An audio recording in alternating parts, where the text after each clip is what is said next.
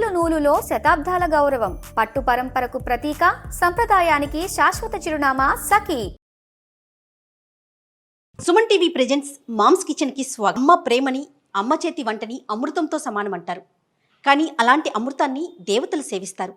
అందుకేనేమో భగవంతుడు ఆ అమృతం లాంటి చేతుల్ని అందించారు అమ్మ రూపంలో మనందరికీ. నమస్తే రమగారు. నమస్తే జయ. రమగారు, ఈరోజు ఏం చేసి చూపిస్తున్నారు మా అందరికి? కరివేపాకు రైస్. మామూలుగా మనం చేసుకునే రకరకాల రైసులు అంటే ఫ్యాన్సీ రైస్లు ఏవి నైవేద్యానికి ఉపయోగపడవు కదా.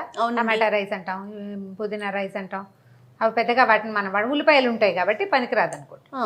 పులిహోర లాగా ఈ కరివేపాకు రైస్ అని కూడా, కరివేపాకు అన్నం దీన్ని కూడా మనం నైవేద్యంగా పెట్టుకోవచ్చు. దసరా నివేదనలో కొబ్బరి అన్నం ఎట్లా పెట్టుకోవచ్చు, అలాగే కరివేపాకు అన్నాన్ని కూడా. అండ్ మోర్ ఓవర్ ఏంటంటే కూరలో కరివేపాకు అని ఒక నానుడు ఉంది. అవును, తీసి పడేస్తూ ఉంటారు, పారేస్తారు. తీసి పారేయనివ్వకుండా తప్పకుండా తినిపించే విధానం కోసం అదొకటి రుచిగా ఉంటుంది, కొంచెం కొత్తగా ఉంటుంది. కరివేపాకు వాసన చాలా బాగుంటుంది. శీతాకాలం తినవలసిన పదార్థాల్లో కరివేపాకు చాలా ముఖ్యమైనది. సాయంకాలం పూట కొంచెం 7 గంటలకి చేసుకుంటే రాత్రికి పెందరాళ్ళే తినేస్తాం కదా, 8 గంటలకి వేడివేడిగా కమ్మగా కొంచెం పుల్లగా బ్రహ్మాండంగా ఉంటుంది. వాసన చాలా బాగుంటుంది. తప్పకుండా. ఏంటండి ప్రాసెస్? ఒకసారి. ఇదేమీ లేదు, మన పులిహార తాలింపు లాంటి తాలింపు వేసుకోవటం. అన్నం కొంచెం పులిహార అన్నం లాగానే కాస్త విడివిడిగా విరవిరలాడుతూ వండుకోవటం. ఈ పులిహార పోపు వేసాం కదా, ఈ పోపుని ఎత్తి అన్నంలో కలిపేసుకోవటమే. అంతే అంతే. దీనికల్లా తిరగమాత మనం సరిగ్గా వేసుకోవాలి అంతే. దీంట్లో ఏం చేద్దాం, మామూలు తాలింపు దినుసులే వేస్తాం కదా. అవునండి. పల్లీలు ఇచ్చేసేయి ముందు. సుమారుగా మనం పులిహారని ఎట్లా అందాజుగా వేసుకుంటాం. అవును. ఇంత పులిహారకి ఇన్ని పప్పులు అన్న నియమం లేదు కదా. చాలా పప్పులు కావాలంటే ఎక్కువ వేసుకోవటం, సుమారుగా వేసుకుంటే పెద్దవాళ్ళు తింటాను కూడా పట్టు కింద పడినా ఇబ్బంది లేకుండా ఉంటుంది. అంటే మన ఇంట్లో ఉన్న వాళ్ళని బట్టి మనం డిసైడ్ చేసుకోవటం గారు. బాగా ఇష్టంగా తింటారు అనుకున్నప్పుడు వేసుకోవటం. పల్లీలు, తర్వాత శనగపప్పు. మామూలుగా నేను మినపప్పు వాడతాను ఎక్కువగా. మన వాళ్ళు మినపగుళ్ళు ప్రొవైడ్ చేస్తారు కాబట్టి మినపగుళ్ళు వీటితో పాటే. అంటే శనగపప్పు ఎంత వేసామో మినపప్పు కూడా అంతే. ఆవాలు కొంచెం ఒక క్షణం ఆగి వేసుకుందాము, ఎందుకంటే మన ఆవాలు కొంచెం సన్నవి, అన్నీ ఎగిరి బయట కూర్చుంటాయి కాబట్టి. చకచకా వచ్చేస్తాం. కరివేపాకును ఆల్రెడీ పేస్ట్ చేసి పెట్టుకున్నామండి. కొంచెం విడి కరివేపాకు కూడా కొద్దిగా వేసుకుందాము తాలింపులోకి. మామూలు పులిహార పోపు ఎట్లా చేస్తామో ఇంచుమించుగా అంతే, అంతకంటే ఎక్కువ తక్కువలు ఏమి ఉండవు అన్నమాట. ఇదిగో ఆవాలు, ఓకే, 4 ముక్కలు ఎండుమిర్చి. ఈ వేసిందే కారం అంతే. ఇదే కారం. అంటే పచ్చిమిర్చి వేసుకుంటాం కానీ ఎండుమిర్చి వేస్తే ఇప్పుడు వేగితే దీని వాసన బాగుంటుంది కదా. ఇంతపాటు ఇది వేగిపోతున్నాయి కాబట్టి జీడిపప్పులు వేసేద్దాము. నువ్వు ప్రతిసారి జీడిపప్పులు ముక్కలు చేయడానికి నా చేతికి ఇస్తే నేను ఇలా చిన్న ముక్కలే చేస్తాను. అందరికీ తర్వాత ప్రతి ముద్దలోకి ఒక్కొక్క ముక్క రావాలంటే ఇంతంత వేయకూడదు, ఖచ్చితంగా ముక్కలు చేసుకోవాలి. ముక్కలు చేసుకోవాలి. దాదాపుగా వేగిపోయింది. ఇంగువ, కొంచెం పసుపు, ఒక చిటికెడు. ఇంగువ వాసన వస్తుంది చూసారా? వస్తుందండి. సాధారణంగా నూనెలో వేస్తే పసుపు దాంట్లో ఉన్న కర్క్యూమిన్ అనేది కరెక్ట్గా ఈవెన్గా స్ప్రెడ్ అవుతుంది, అన్నానికి పడుతుంది. ఏంటంటే పచ్చిమిర్చి, కొంచెం కరివేపాకు. చిటిపట్లాడుతుంది కదా. ఇప్పుడు కరివేపాకు ముద్ద వేసేద్దాం ఇందులో.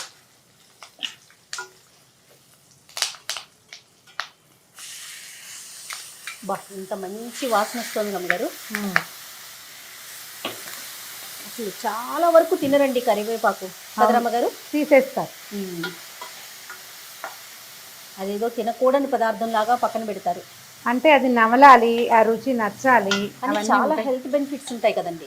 అంటే కరివేపాకు జుట్టుకి చాలా మంచిది, స్కిన్కి మంచిది, తర్వాత ఏమో ఈ డైజెషన్కి చాలా మంచిది, ఒంట్లో వేడిని పుట్టిస్తుంది కదా.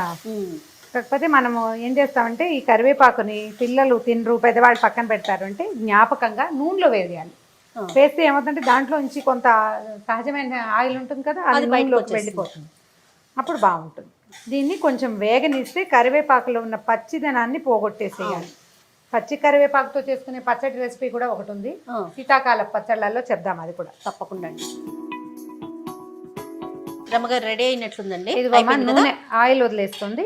ఉప్పు వేసుకుందాం సరిపడా. మనం తీసుకున్న రైస్ ఎంత అన్నం పెట్టుకున్నాము, తర్వాత ఈ పదార్థం ఎంత ఉంది అనే దానికి తగినట్టుగా మన రుచిని అనుసరించి ఉప్పు వేసి ఒకసారి మొత్తం సమంగా అయ్యేలాగా కలిపేసి, ముందుగానే మనం అన్నం పెట్టుకున్నాం కదా, అన్నము కొంచెం చల్లార్చి కాస్త పొడిలాడేలాగా చేసి పెట్టుకుంటే బాగుంటుంది. అలాగే మామూలుగా పులిహోరలో ఏం చేస్తాం, అన్నంలో పసుపు వేసుకుంటాం కదా, అవును. ఈ పదార్థానికి మనం ఇందులో వేసిన పసుపు సరిపోతుంది. Okay, stove ఆపేస్తున్నాను. ఆపేశాక ఒక నిమ్మకాయ,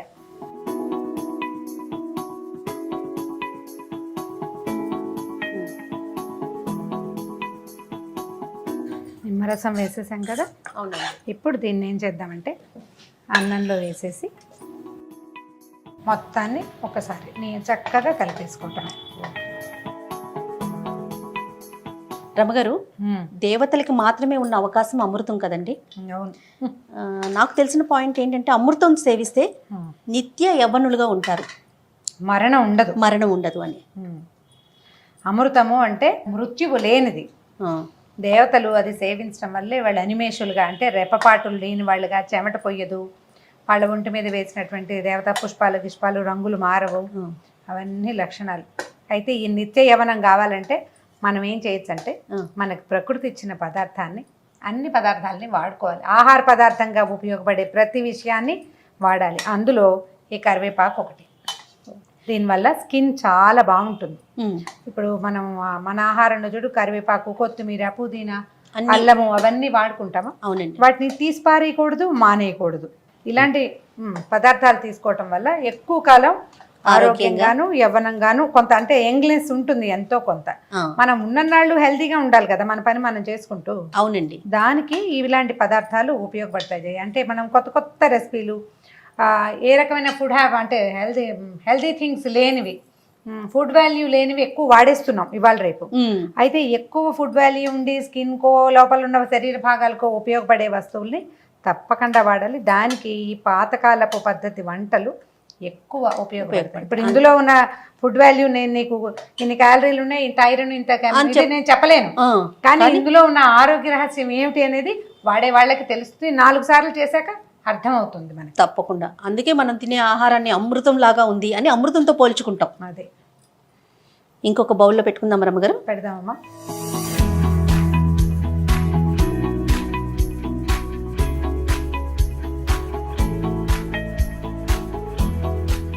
మనం నైవేద్యాల కింద కూడా పెట్టుకోవచ్చు అన్నారు కదా రమ్మగారు. ఇది కరివేపాకు రైస్ నైవేద్యంగా పెట్టుకోవచ్చు. కొబ్బరన్నం ఎట్లా చేస్తామో అట్లాగే కొబ్బరన్నం కూడా ఇంచుమించు ఇదే రెసిపీతో చేస్తాం కదా. అవును. మనం చూడు పసుపు కొంచెమే వేసుకున్నాం. ఈ కరివేపాకులో ఉన్న ఆకుపచ్చదనం కనిపిస్తుంది. పసుపు వేస్తే అది కొంత డామినేట్ చేస్తుంది. కొంచెమే ఆరోగ్యానికి మంచిది. పసుపు వాడుకోవాలి అన్నం భోజనం చేసుకునేటప్పుడు. అందుకని ఒక చిటికెడు వేసాం అంతే. చూడు ఎట్లా ఉందో. ఓకే. సో అమృతం లాంటి కరివేపాకు అన్నం రెడీ అయిపోయిందండి. టేస్ట్ చూడటమే తరువాయి, ఇంకెందుకు ఆలస్యం. అంతే. మీరు బాణీలో వేసినప్పుడే ఆ స్మెల్ రమ్మగారు తినాలనిపిస్తుంది. కమ్మటి వాసన. అంటే ఈ వాసన ఇష్టపడే వాళ్ళకి ఎంత కమ్మగా ఉంటుందో.